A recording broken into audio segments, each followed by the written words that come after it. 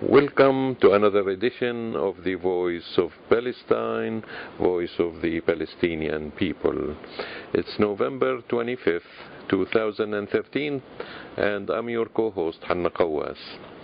This week we are interviewing human rights activist Eva Bartlett, who has lived for extended periods in Gaza.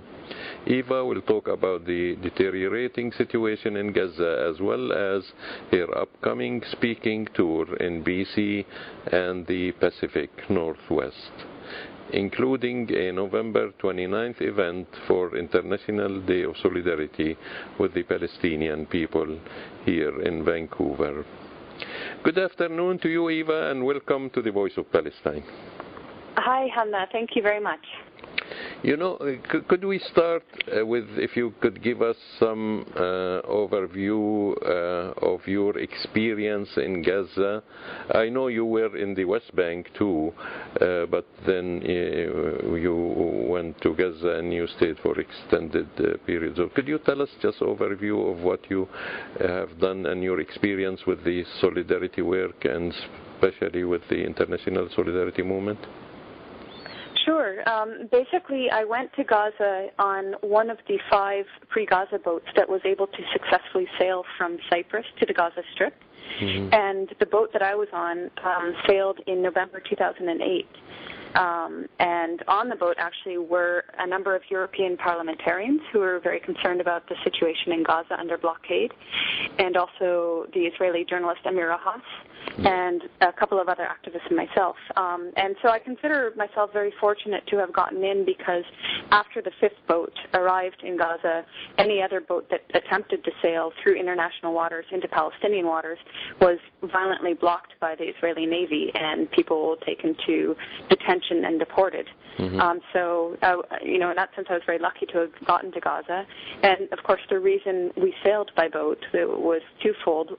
Number one was to oppose Israeli rule over the Gaza Strip, including Gaza's airspace and waters.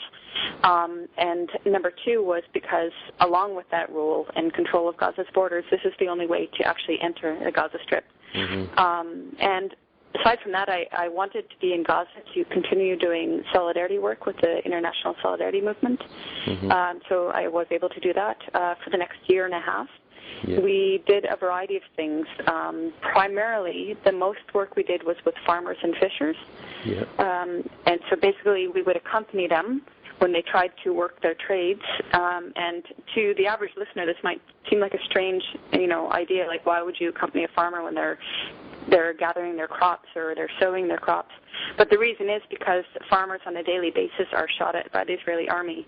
And these are not warning shots. These are shots that are aimed right at the farmers and have killed many farmers and injured hundreds.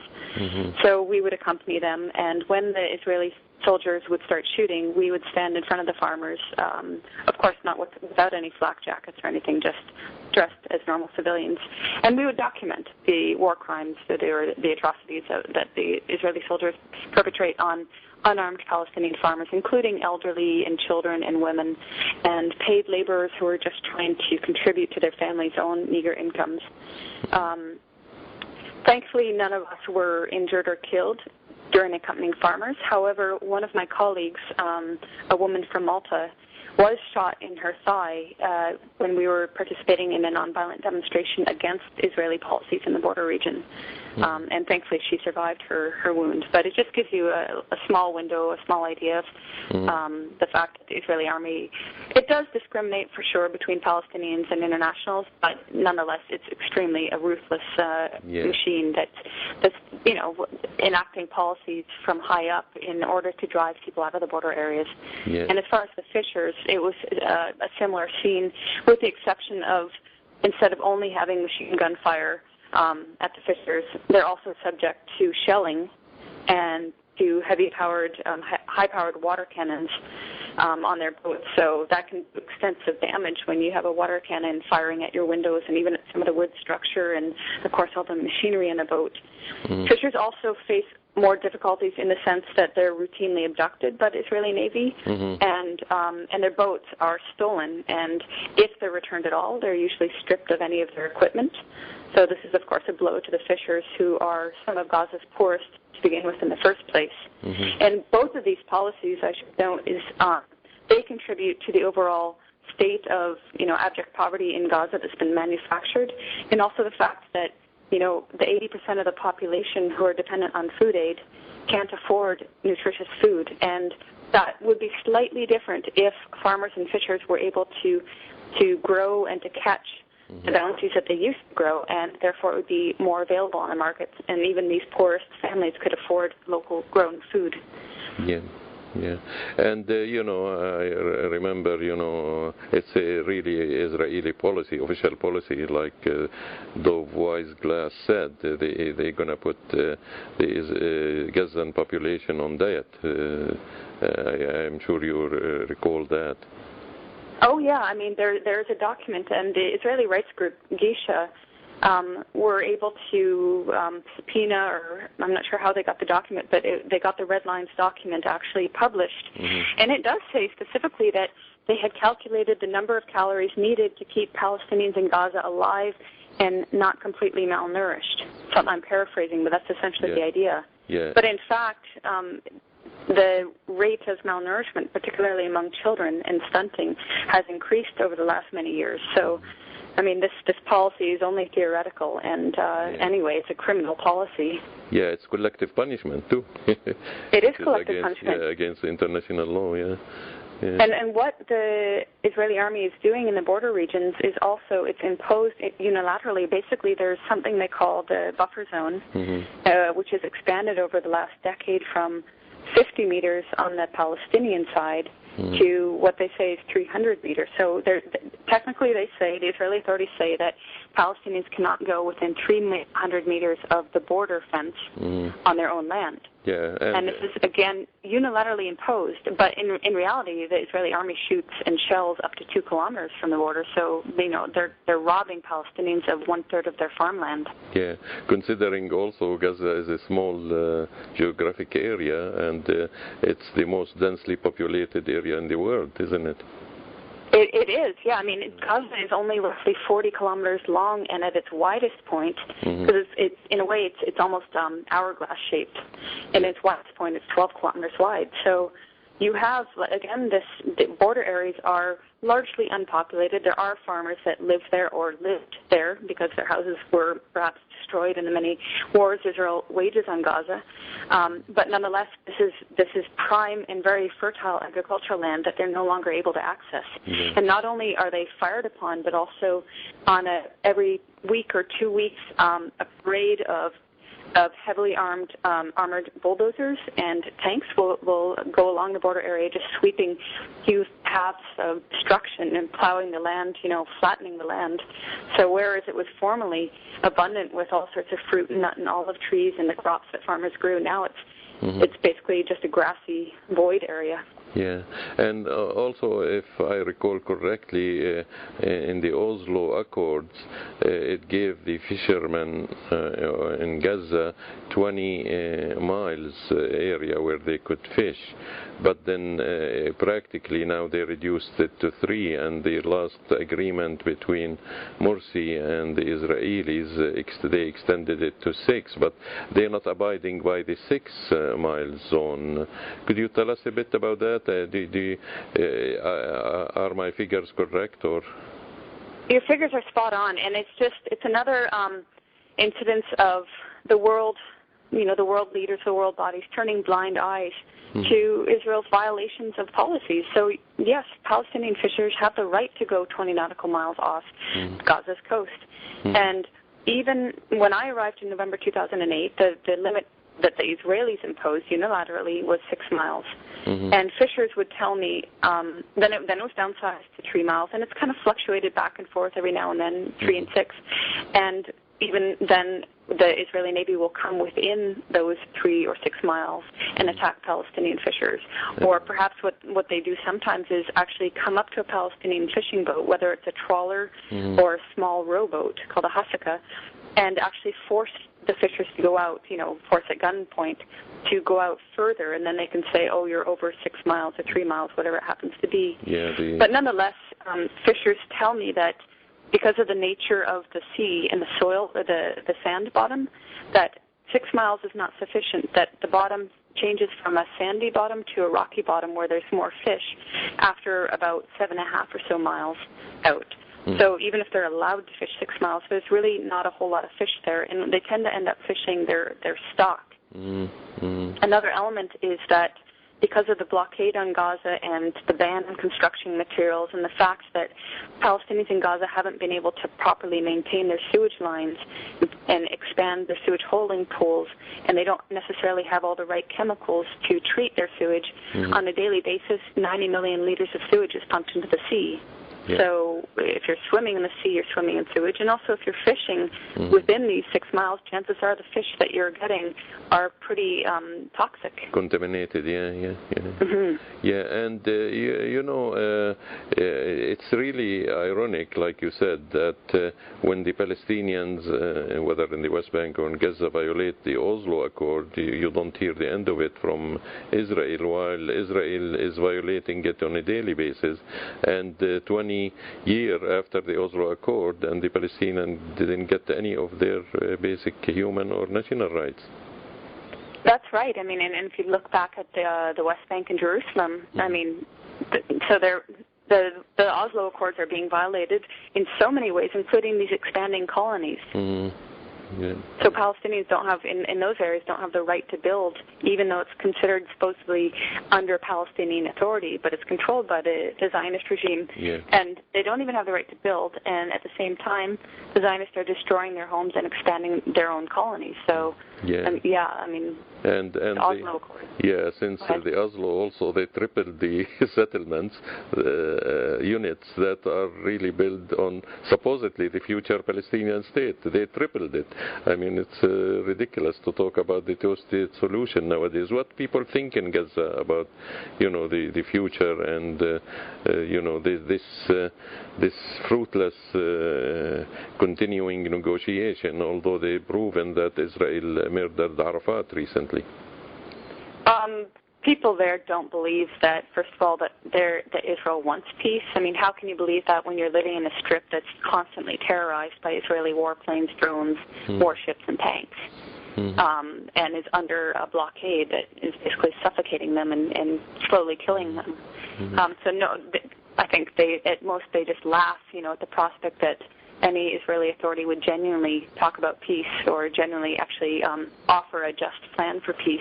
No, I mean, most Palestinians like that, even the ones in diaspora, we are really cynical about when they talk about peace, because the Oslo Accord was a real example of the kind of peace they want for us, peace of the dead and peace of the death people, and peace of robbing you of your homeland and your properties. So you left, I'm not sure when, but were you there when the coup happened in Gaza, in Egypt?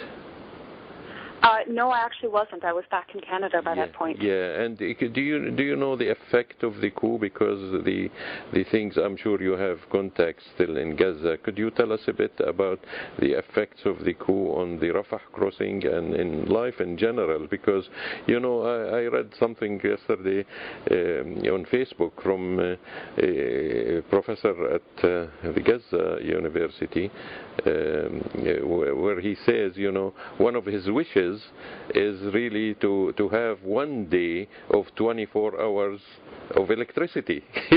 I mean, the things that we take it for granted here, he just wanted one day, not every day. He just wanted to see one day where he has 24 hours of electricity. So obviously it's getting really, really bad there, because It is. I mean, the power outages vary from anywhere from, at best, 12 hours to on more normal, more common case, 18 hours off. Yeah. So, I mean, this dream for having 24 hours of power, I mean, I don't think many of us here in Canada can imagine what it's like to every single day have only 6 hours of power, if even that. Mm-hmm. And there are some days where the power doesn't come on at all. Yeah, recently, actually, that's what's happening recently, last week, actually. They don't have electricity at all, I heard, yeah. So, and then that's obviously it's going to be compounded by the shortage of cooking gas, because most Palestinians in Gaza use cooking gas for their cooking needs. They don't use electric stoves, for example. Yes. But, I mean, you do have things like electric kettles. So if you don't have cooking gas, you can at least heat water in a kettle, or small, very small, like a toaster oven size thing that you could at least cook bread in. Or computers, or cell phones. Or computers. Yeah. And that's just on the personal level. Then you look at the bigger picture of hospitals and all the machinery that is dependent on electricity. Yeah. So you have, ICUs or surgery rooms or wards for preemie babies, all those things, or even something simple like refrigeration to keep medicines and blood plasma at the proper temperature, or being able to do laundry for the hospital to keep it hygienically clean. Yeah. So that's just on the hospital, the healthcare aspect, and then you have the sewage plants, which are already, sewage is already a disastrous issue in Gaza. Yeah. But if you can't even pump it into the sea, then you have, like what's happened recently is in Gaza City, one of the sewage pools has just overflown into the city streets. So people are walking, children are walking to school, people are walking to work or wherever they're going, wading through sewage. Yeah, and also if anybody needs refrigeration, it's, the people around that area in Gaza and Egypt, because, it's much warmer. We're not talking about like in Canada, the area even in the winter is much warmer than here, isn't it? It is. I mean, so I have been in Gaza many times when the power has been off for the majority of the day except for 6 hours, because this isn't a new issue. It's something that flares up and gets worse every now and then. So now Gaza is at a very critical point where everything is failing, like the cooking gas, the fuel, the electricity, etc. So in the summertime, when power is off for all but 6 hours a day, or even when it's off for 8 hour shifts, 8 hours on, 8 hours off, that's when it does get very critical regarding food, because you can't, being such a hot place when your food goes off. Yeah. People can't afford to have their food go off, and it's just impossible to keep cool. In the winter, however, although it doesn't get as cold as it gets here, it's kind of a clammy, chilly cold that gets into your bones. So if you don't have power and you can't make something warm to drink, or even some people have little space heaters, not everybody, of course, but if you don't have power and even electricity, I mean, even lights, you feel so isolated and so in the dark, really, and it's a horrible feeling. Yeah. And then for Palestinians in Gaza, compounding this with, the sound of the drones overhead or the F-16s, they really, I have so many people tell me how cut off from the world they feel, and it's the psychological terror, really. Yeah, and again, all this is again a collective punishment, and now the Egyptian regime is participating in it. What do you think? Oh, it definitely is. I mean, so it was never that great under Morsi, definitely, and certainly not under Mubarak, but this new regime is essentially the old regime, except that at least under Mubarak, who, was terrible, at least under Mubarak, the tunnels, the hundreds of tunnels between Egypt and Gaza were more or less allowed to function.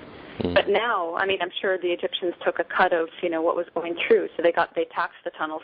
But now I'm told that I don't know how many tunnels are remaining, if it's 10% or less than 10%, but this is critically impacting on Gaza because the tunnels are really the lifelines to Gaza. If the Israelis are prohibiting almost everything you can imagine from coming in, or at least coming in adequate quantities, then the tunnels were the things that actually allowed Gaza to survive. It's not like the tunnels were not just bringing in luxury chocolates or whatever, like the Israeli media will often say, but they brought in anything like from livestock to seeds to fertilizers to things that were not coming through the Israeli crossings. And now the tunnels are almost fully stopped. And they brought in also inexpensive fuel from Egypt used to run the power plant. So now all of that is cut off, and the people in Gaza are really feeling the effects of being physically isolated from the world. Yeah, and it's getting worse, I mean, people think the worst past them, but really what's happening is the situation is getting worse. And recently also there was escalation of, incursions and raids into Gaza. Could you tell us a bit about that? Because, here the media doesn't report when Israel kills Palestinians or in Gaza, or they go into Gaza demolishing houses and destroying properties, while if there is a small rocket that hit a town in South Israel, you won't hear the end of it. That's very true. I mean, there have been recent bombings. I mean, I think it was last week that there were bombings in the north and in the very south. Mm-hmm. I don't know what the total death toll is. Mm-hmm. It might have been between 5 to 10 people killed. Yeah. But certainly I wouldn't have heard about that in our national media. You only get that either directly from people in Gaza or from local media, local Palestinian media in Gaza. Mm-hmm. And also, actually, I remember reading not too long ago that I believe it was an Egyptian helicopter had entered Gaza's airspace. And this was a more recent development showing that the Egyptians are very complicit, the authorities are very complicit in working with the Zionists, to enforce whatever so-called security policies they say this is in the name of. Yeah. And when we hear about a rocket or something being fired into Israel, you never hear the context of what went on before that. Who was assassinated in Gaza before a rocket was fired into Israel, for example? Mm. There's always a lack of the greater picture, and that was precisely the case with the attacks in November 2012. Yeah. There was a series of assassinations before rockets were fired into Israel. Yeah. But that was never spoke of in the mainstream media. Yeah. Actually, they assassinated the one who was trying to, the head of the Qassam brigades, who was trying to negotiate a ceasefire with Israel, and they assassinated him. Yeah. So no, you won't hear such things. It is, but again, it's because not just the media, it's because of official Canadian government policy also. And we've seen that on many instances, including they are more royal than the king. We say in Arabic, this is a proverb, more royal than the king. Like what happened just yesterday when the Canadian foreign minister basically was more royal than the Americans who negotiated the treaty with Iran, the nuclear treaty. He said, the same. He basically said exactly what Netanyahu wanted him to say. Yeah. Well, Eve Engler has written a wonderful book on Canada's policy regarding Israel. Yeah. And just how this goes beyond the current Harper government. That's true. But certainly Harper has been, at least on the face of things, he's been the worst that I know of in terms of, I mean, for example, when Gaza was being bombed in 2008, 2009, did Canada do anything? No. In fact, they applauded Israel, so-called defending itself.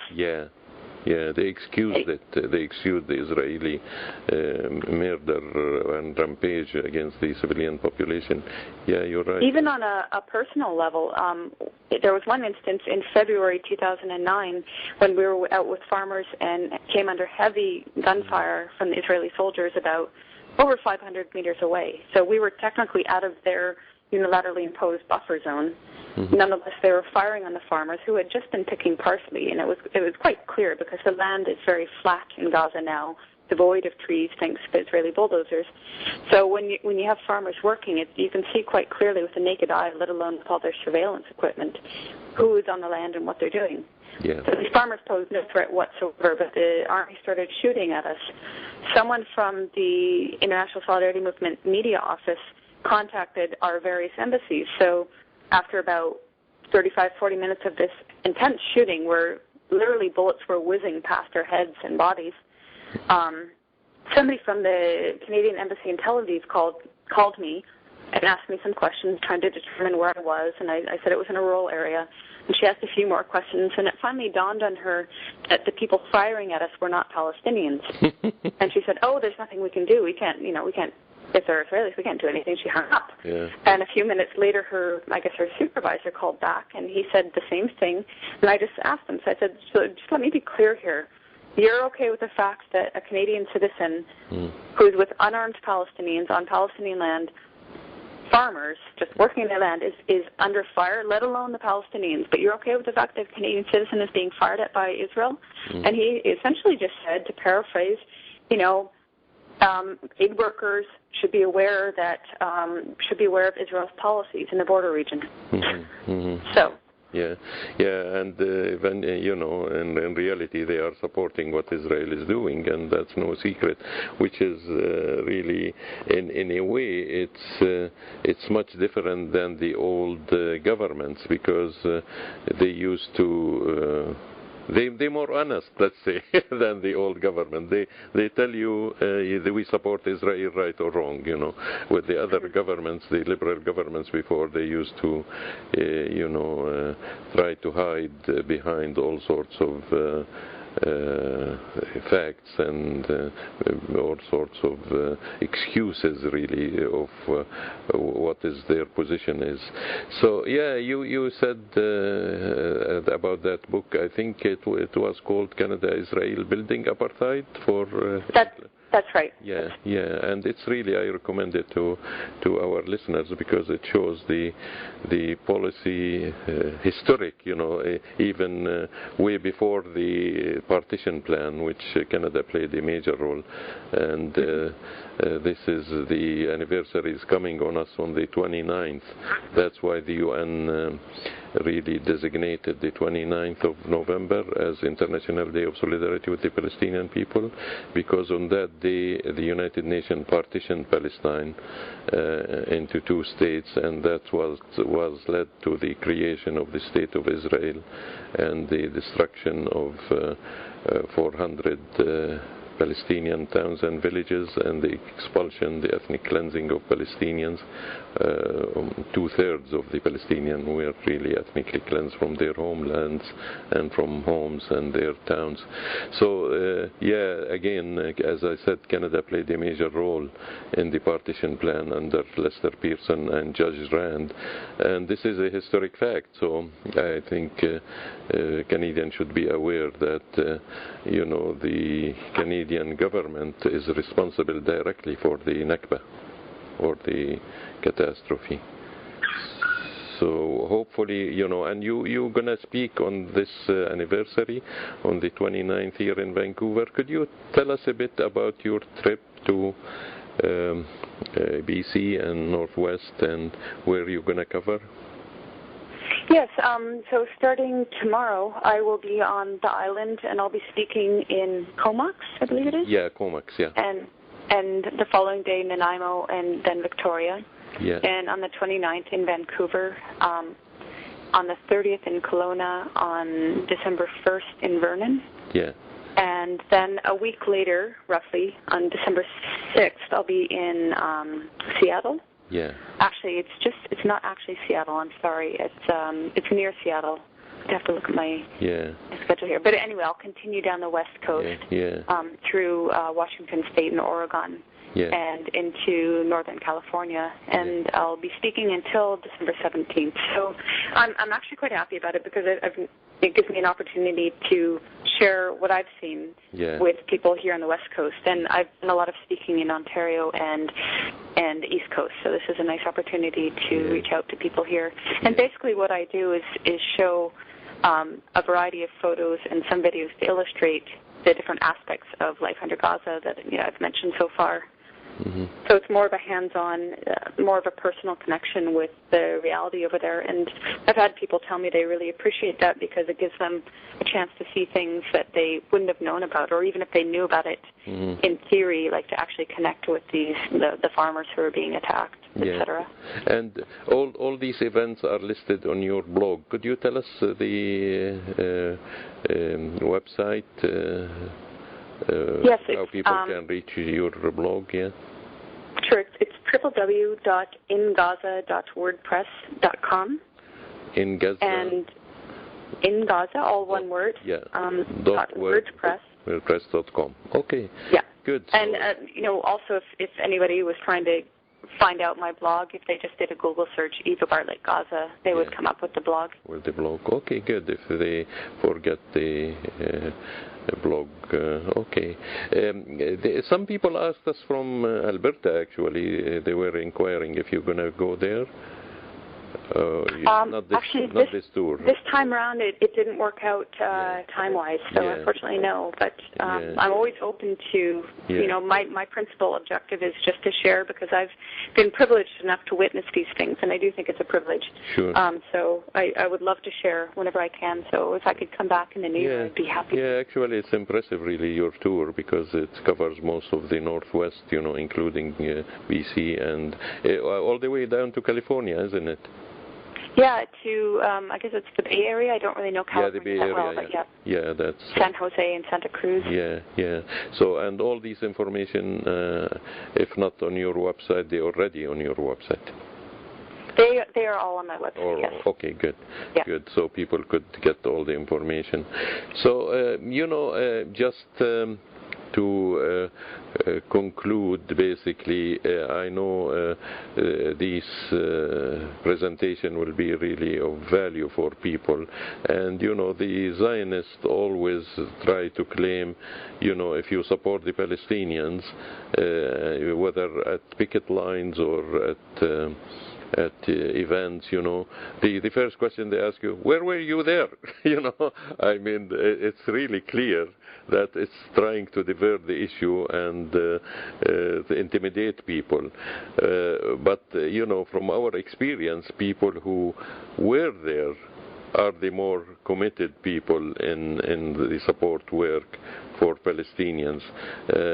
Could you tell us a bit? I'm sure it affected you immensely after you visited the West Bank and Gaza on the personal level, and it's the case with many of the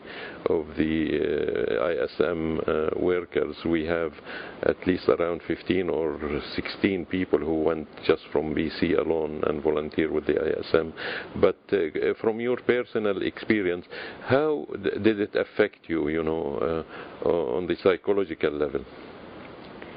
Well, before I went to the West Bank in 2007, I had done as much reading as I could on the subject to be informed about the historical context of Palestine and then the daily realities. But no matter how much reading you do, it's not until you actually see it and see the absurdity of, so in the case of the West Bank, of life under occupation, the absurdity of these horrible military checkpoints and the humiliating tactics, the degrading, dehumanizing tactics the Israeli soldiers use, or the utter violence of the illegal colonists against defenseless Palestinians. It's just so absurd, and at the same time, you're being met with grace and graciousness and welcoming from the Palestinians who you're meeting. They're so, I haven't had a bad encounter, maybe one I can think of, but, in over 3 years of work with Palestinians, I've been met with love and curiosity and welcoming. And these are people that are being vilified in the media. They're being aggressed on a daily basis by the occupation. So on a personal level, I'm so grateful to have met so many wonderful Palestinians. And, I've been through 2 major Israeli assaults in Gaza, and I've seen things that most of us never get a chance to see and shouldn't want to see, horrific things, including the use of white phosphorus against civilians. So obviously that has affected me profoundly, having witnessed, these gruesome deaths or injuries.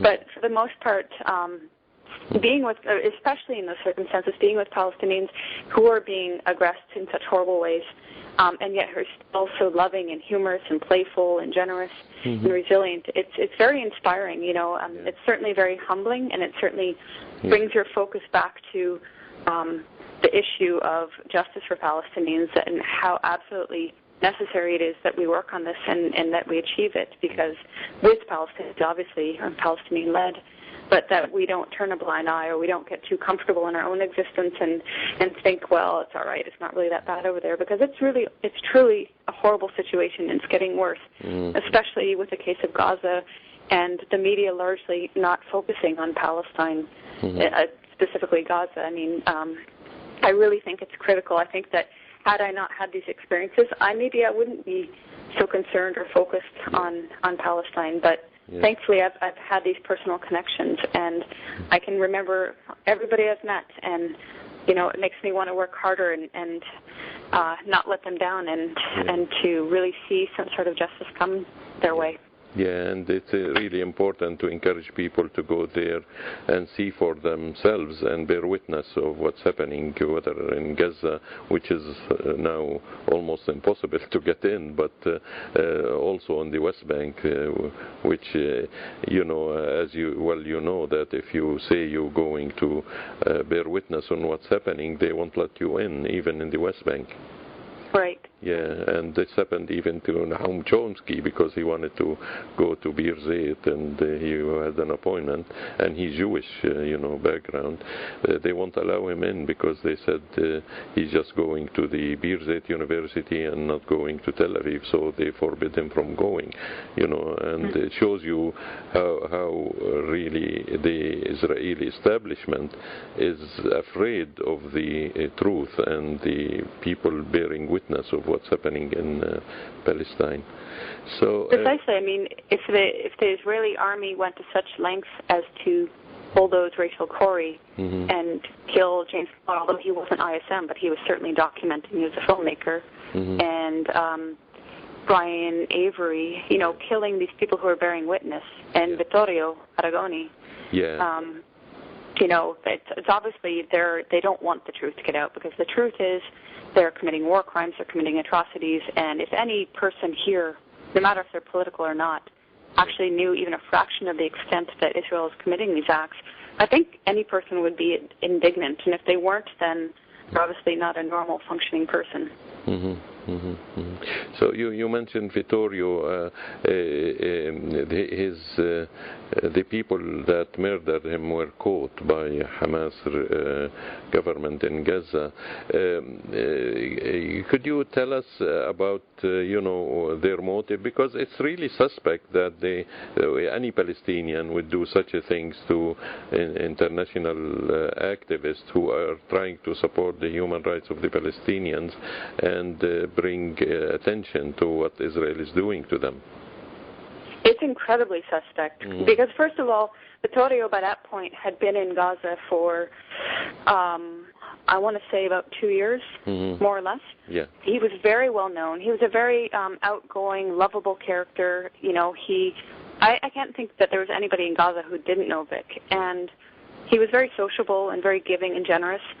So it's incredible to believe that Palestinians would want to do him any harm. And in fact, the outcry after his killing, people were so upset and crying for him and saying, we loved him, and Palestinians wouldn't do this. Yeah. On the other hand, if you step back and say, well, who benefits from his murder? Yeah. It's a pretty obvious conclusion. I mean, yeah. we don't have the evidence, but the obvious conclusion in my mind and many people's minds is that the Palestinians that did commit this act were co-opted in some way by the Israelis. I don't know if it was the Mossad or whom, but that who benefits? Well, first of all, by his killing and saying that it was Palestinians who concocted this and pulled it off, well, then Israel benefits because that vilifies Palestinians. How could you kill this peace activist? Yeah. Secondly, it was right around the time before the flotilla, the Freedom Flotilla, was going to come to Gaza. So, actually, I mean, that had happened, but it was around the time that another flotilla was in the works. And it would be a great deterrent to potential activists that want to come to Gaza but who are afraid. Yeah. Another aspect is that Vic was a very prolific writer and speaker. He had a big following. He had published a book. He had a blog that had a large following. Yeah. So silencing his voice, I mean, that might be another aspect of it. But certainly from a Palestinian perspective, it doesn't make any sense. Yeah. Because the official story was that these Salafis an extreme sect of Islam, obviously not acting on Islamic principles, had kidnapped him because they wanted to do an exchange for one of their members who was being held by the Hamas government. But from what I was told by medics, Vic was killed within a couple of hours of his being taken hostage. So it doesn't really make sense if they were waiting for the next day to have a prisoner exchange. It's all quite suspicious. Yeah, and it is, and it's a fact also, Eva, that the Mossad recruits Palestinians and they do their dirty job, including the assassination of the head of the Hamas military wing, Ayyash. He was assassinated by placing a bomb in his cell phone by a relative of his. So, I mean, it's a well-known fact that Mossad has their recruits and their agents from the Palestinian population, and they do it for all sorts of dirty reasons, whether they're intimidating them, whether they need to go for medical, etc. I mean, it's well documented, all their tactics. So again, it's clearly it's not serving the, like you said, the Palestinian interest. It's who's benefiting, like you said, and the only ones.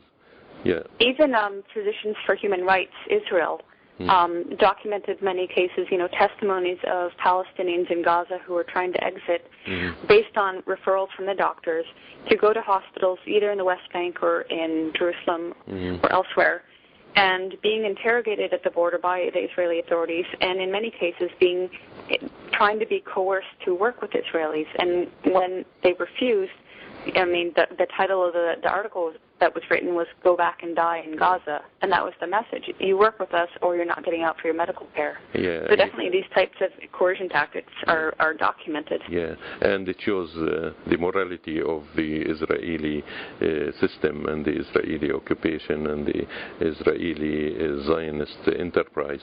Really, we thank you for being with us, Eva, and I'd just like you to, if you have a word to our listeners, how they can support the struggle of the Palestinian people for human and national rights, and if you can touch a bit on the role of the BDS movement that plays in this support work. Yeah, well, there are various ways. I think number one is to be informed, and by informed, I mean not by CBC or our corporate media. I mean be informed by a variety of sources, including direct sources from Palestine, and then share that information because it's important to break through this media barrier. And so I'm trying to do my bit sharing information by giving presentations, but I think people can do it on a smaller scale by having movie nights for groups of friends or whatever, and choosing documentaries that show the reality of Palestinians' lives. Certainly by supporting the BDS movement, the boycott, divestment, and sanctions. So on the local level, you can make a conscious choice not to buy products manufactured, especially in colonies in Palestine, but in general, just not buying Israeli products. There are often movements, petitions against certain people that are going to Israel to perform. So, I mean, that's another way of supporting BDS. If you happen to be a university student, getting involved with a justice group on campus, and there's a number of different ones, including, interfaith justice groups. And also, I mean, there's different initiatives that, for example, Free Gaza, that attempt to bring awareness, in the case of Gaza, to the blockade on Gaza. So you could look, it's Gaza's Ark, I meant to say. So I think it's gazaark.org, or you can just Google it. And that's a good initiative because basically, just to outline that, it's basically they've found an old Palestinian fishing boat, which they're using Palestinian labor to refit it, and when it's ready, to take a symbolic amount of items like embroidery and date products, etc., out of Gaza to sail against the blockade from sail within Gaza out. So that's an initiative people can also support. And also, as you touched on earlier, Hannah, if people have the ability to go and travel to Palestine and bear witness, I do think that's very important because there's nothing like seeing it firsthand. That's true. That's true. And again, like you said, people could donate and support these projects that's taking place to support the people in Gaza. And by the way, I'm not sure if you're aware of it, but we're going to do fundraising on the 29th for the Gaza Ark and for another group, the Gaza Fishermen and Agricultural Union, I believe. The money is going to be split in half in between these two groups. So we encourage people to come out to the meeting here in Vancouver and donate as much as they can to support these worthy projects. Again, thank you, Eva, and looking forward to see you here in Vancouver, and keep up the good work. Thanks, Hon. I'm looking forward to seeing you too. Yeah, bye-bye. Okay, bye-bye. And that was Hannah Kawas talking with human rights activist Eva Bartlett. And with that, we conclude another edition of The Voice of Palestine. I've been your co-host, Marian Kawas, and our final piece of music is called Someday by Finian Cunningham, a political analyst and singer-songwriter who's originally from Belfast, Ireland. In the singer's own words, to quote him, "This song pays tribute to the incredible resilience and steadfastness of the Palestinians in their struggle for justice and an end to apartheid and occupation of their homeland."